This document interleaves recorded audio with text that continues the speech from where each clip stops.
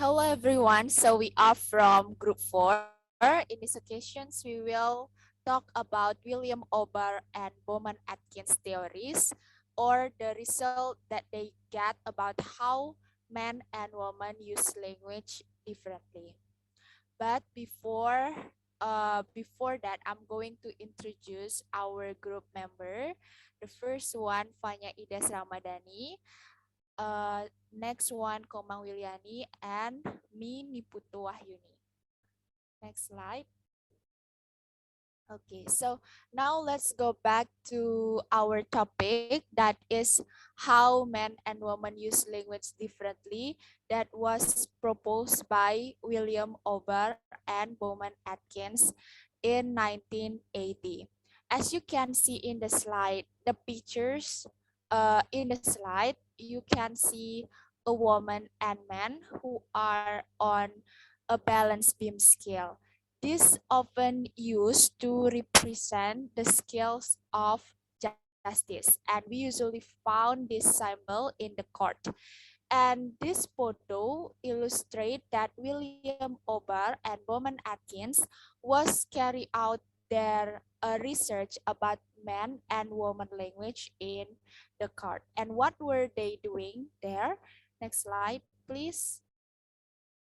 Yeah, so they examine Lacob's theory about men and woman languages. So they, OBarr and Bowman Atkins use the 10 basic speech differences between men and women from Robin Lakoff to examine the witnesses in the court. And what are the Lakoff's theories? Next slide, please. So there are tons Lakoff's theories from Lakoff books or article about woman's language.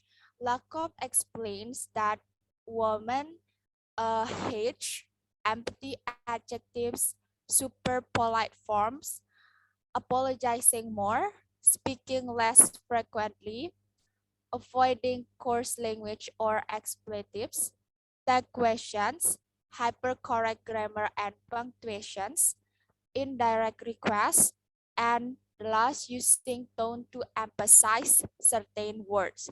So William OBarr and Bowman Atkins challenged the theory that Lakoff had presented by examining those theories in the court.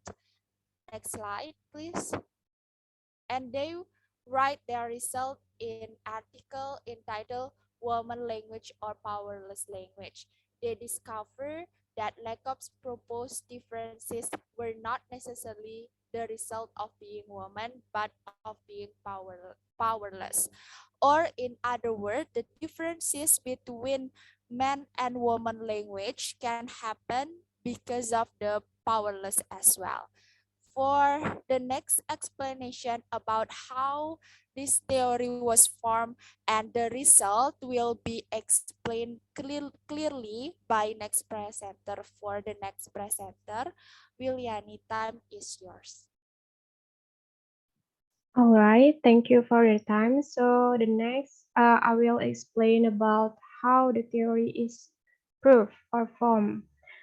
So OBarr and Atkins studied courtroom cases for 30 months, observing a broad spectrum of witnesses and examining them for the 10 basic speech differences between men and women that Lakoff proposed before and has been explained by the first presenter.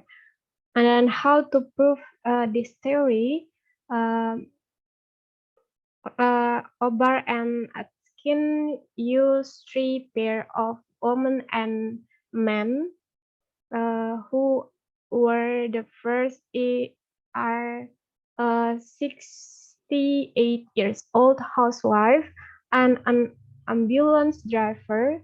Both spoke with a high frequency of women's language components. They suggesting stereotypically that power and control would perhaps be lacking from their leads.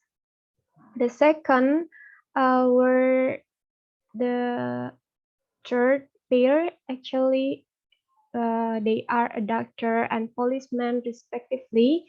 Both testified as expert witness, suggesting that the power they experience in their jobs and lives mean that they had less components of woman's language. And the third one is the second pair. They are another man and woman. They fell between the first and second pairs in the frequency of hedges and digressions in their speech that was seen as woman's language components by Lakoff. Meanwhile, the result of this theory will be explained by my partner, Ides. Ides, time is yours. Thank you. Okay, thank you, Willy. So here I will explain about the result of William OBarr and Bowman Atkins research. So from the study, OBarr and Atkins concluded that the quotes patterns were neither characteristic of all women nor limited to only women. They found that the language use associated with women by Lakoff was exhibited by both men and women whenever they were in a powerless situation in the courtroom. According to the researchers, the women who used the lowest frequency of women's language traits had an unusually high status. They were well-educated professionals with middle-class backgrounds. A corresponding pattern was noted among the men who spoke with a low frequency of women's language traits. OBarr and Atkins tried to emphasize that a powerful position may derive from either social standing in larger society and or status accorded by the court.